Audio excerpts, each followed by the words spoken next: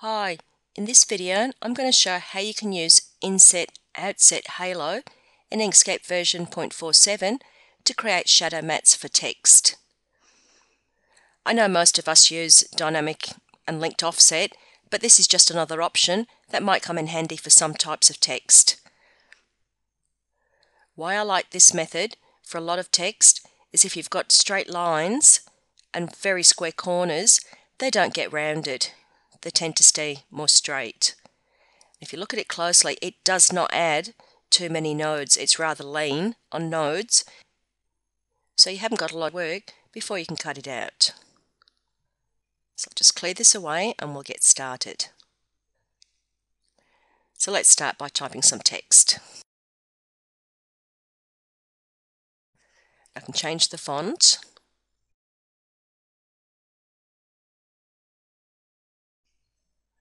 I've just changed it to brush script. As I'd like this to cut out in one piece, I'm just going to close this gap here. So I'm just going to put the cursor in between, hold down the Alt key on the keyboard and use the arrow keys. Just move them together. Then I'm going to go Path Union. So that is now an object, so I can do the next step.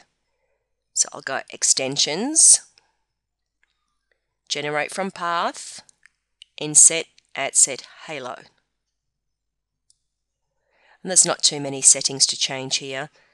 Now width maximum is 50, and number of steps minimum is 5. Your original shape, which in this case is text, will be the central point, so you'll have it move in and you'll also have some of it move out.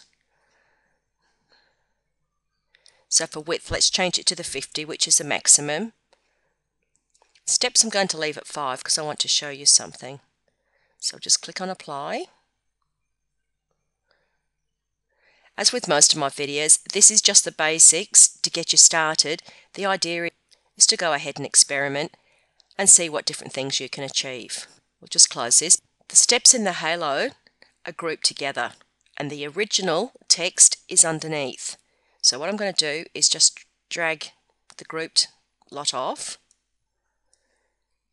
And this original we can delete because you can see that it's actually here. So in all the examples I've tried, the original is always duplicated, so we can just delete it. Now with this, I can't do anything until it's ungrouped, so I'll just go Object, Ungroup. And because I can't use files on my cutter with transparency on, while they're all grouped, I'm going to change the transparency back to 100%. So down here where it says opacity, I'm just going to right click with my mouse and then click on the 100%. This is where we have to start making some decisions. I've got 3 steps, but the largest is on top. For it to look good visual for a shadow mat, I need to change that. So one of the options is I can just use a stroke line. So I'll just add stroke, so I'll give it black stroke and fill. I'm just right clicking and I'll opt to remove fill. So I can see the layers now.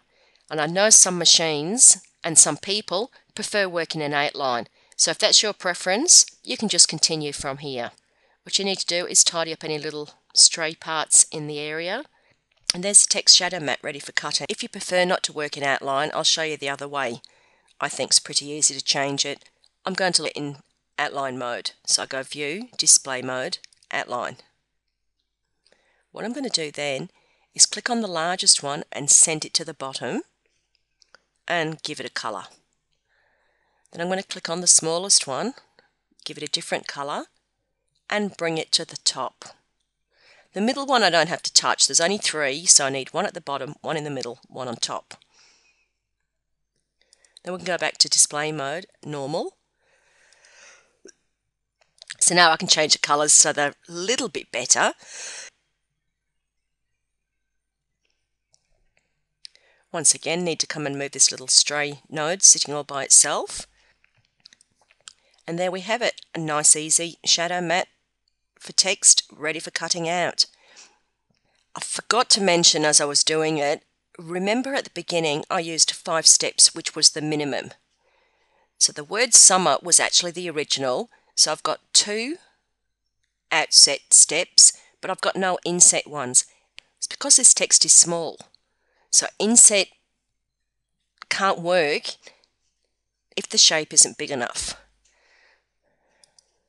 So we might just try one again, and we'll do it rather large this time.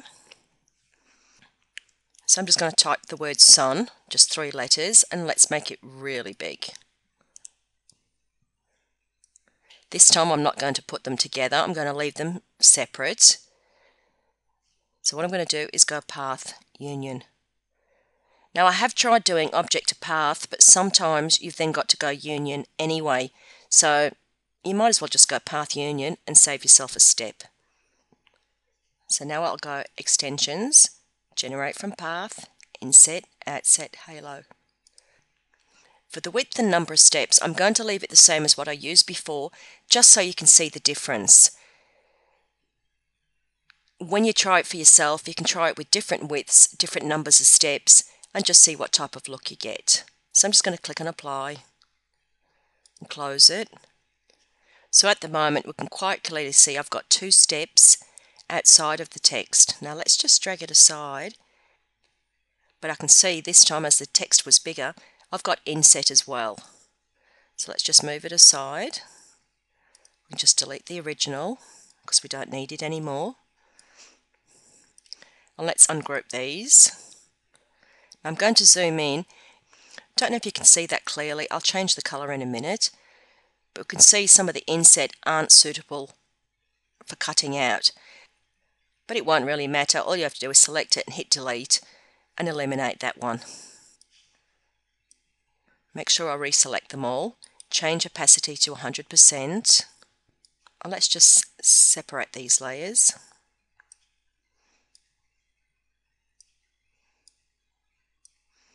See this one here? That's not very good. We'll delete it for this project. So this one, let's start changing the colour. It can be the bottom one. This one we want one level up. So I'm just going to raise it to the top, make it lighter. And the next size, make it lighter, move it to the top. Final one, we'll make it really light, move it to the top. I'll just align them. And there's some more text and shadow mats created using Inset, Outset, Halo. And don't forget to visit my blog at cuttingtime.blogspot.com if you'd like even more ideas on helping create designs for your cutter using Inkscape. Thank you.